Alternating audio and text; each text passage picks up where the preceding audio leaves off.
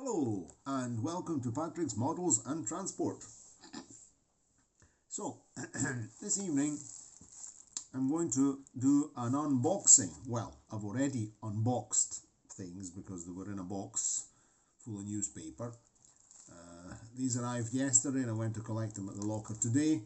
And there's a couple of two Christmas presents I bought myself, or get well soon presents, because I bought them when I wasn't feeling really rubbish with the flu. One is very useful for the double O layout, and the other one is a present. So let's get a pair of scissors and let's open the bubble wrap. Bought these on Vinted. So let's start with the more shall we say, useful one. And then we'll look at this one here. Okay, let's open the bubble wrap, which will no doubt be recycled to sell something else.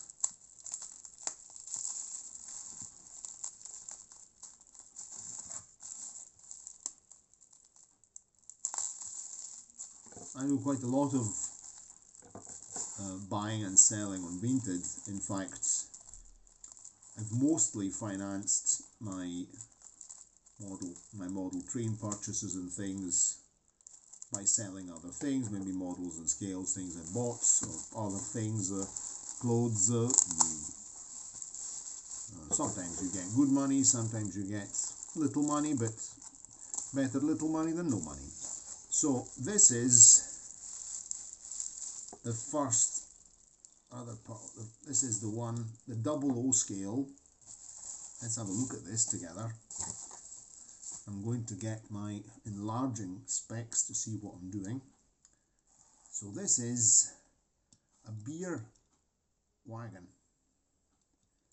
and the seller had told me this came very cheap. I can't remember what I paid it, but it was really cheap.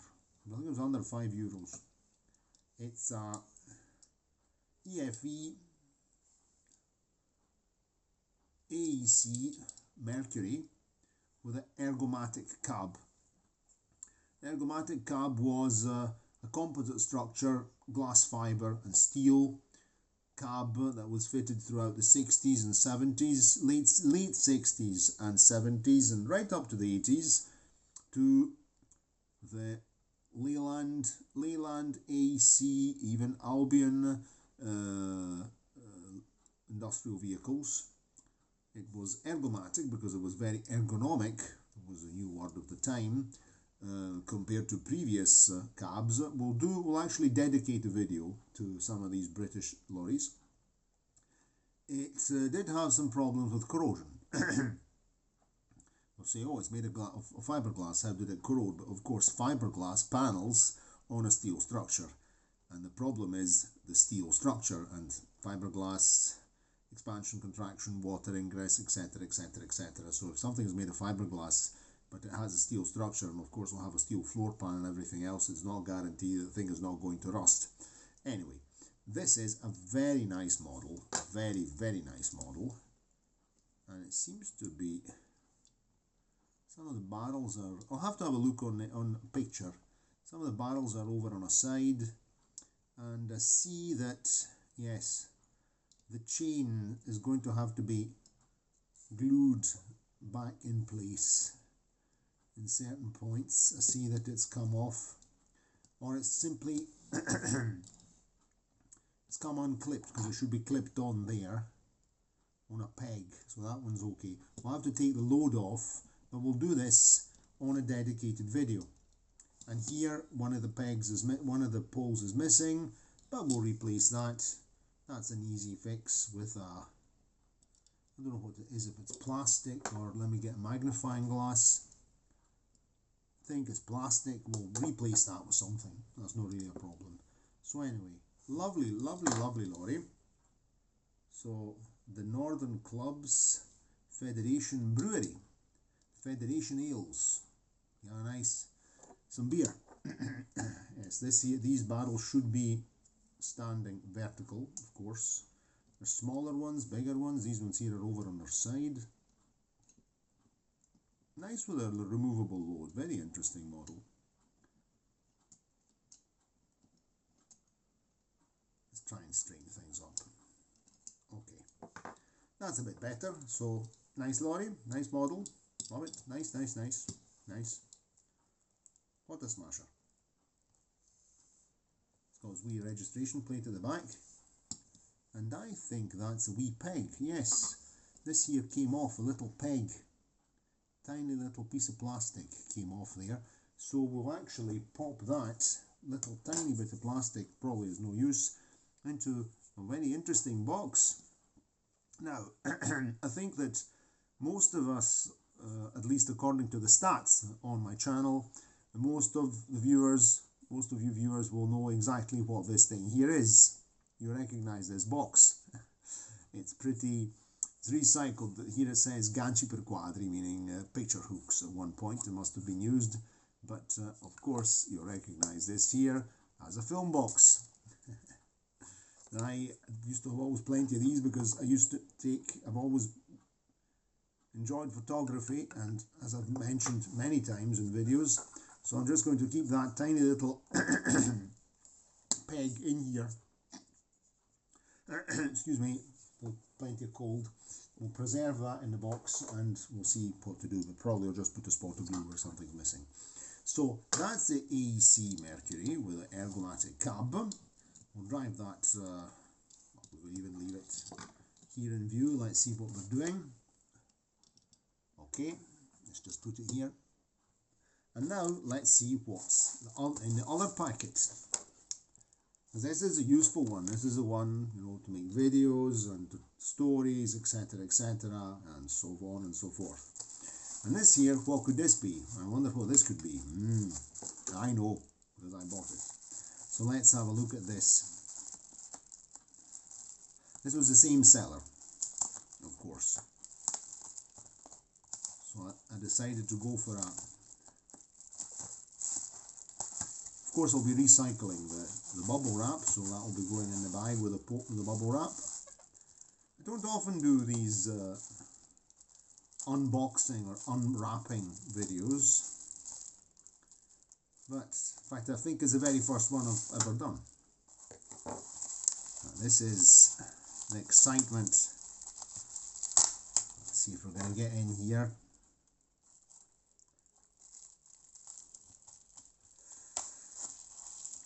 This reminds me of when my grandma, when I was a kid, we were living in Italy, she used to send parcels for Christmas for my birthday.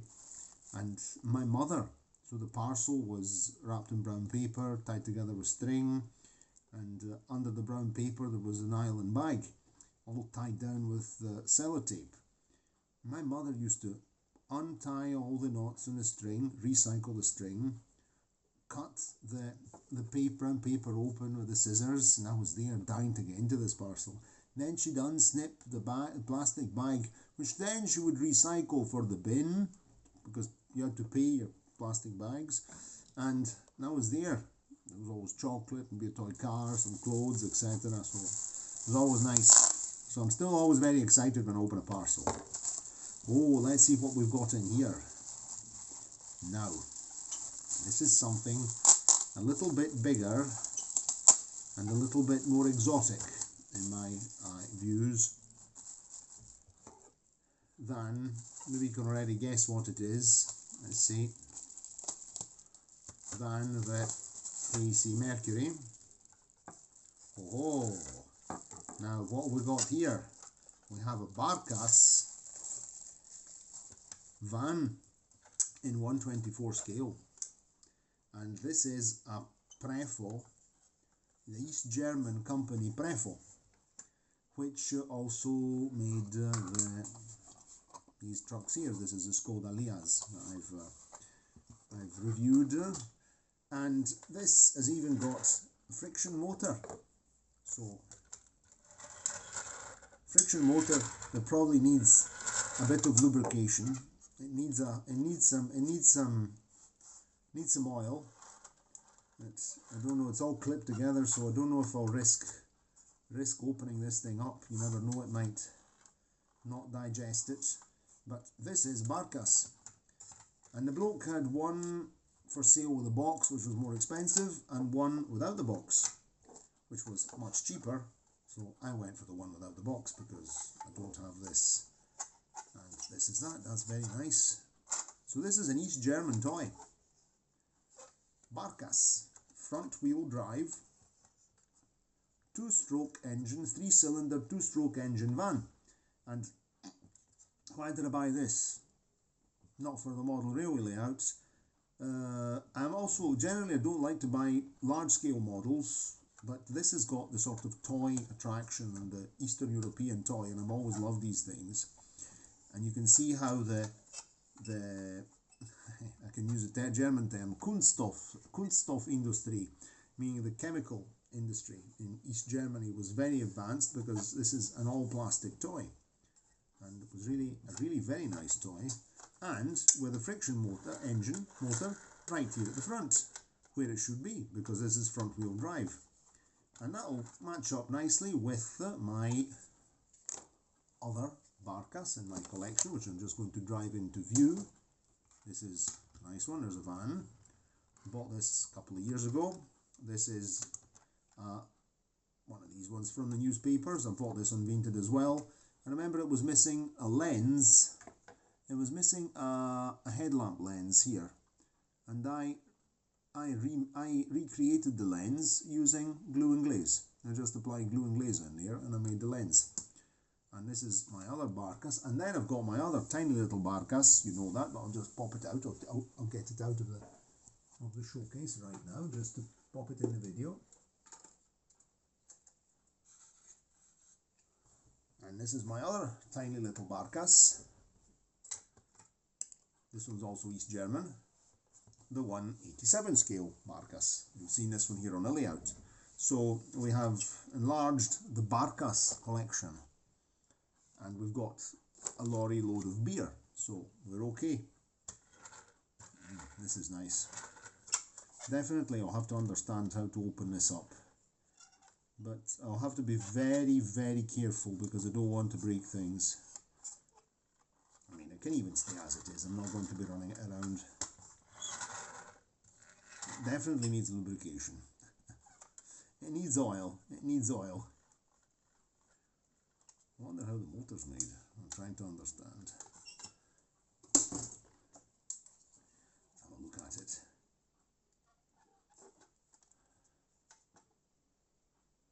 I think I might not risk opening this up, because the plastic might be very old and very brittle, and I definitely don't want to break it, because it's too nice to risk breaking it. The main thing is you have to probably very, very gently open this tab here at the back. Just lever that and then lift the cab out, which is caught in here.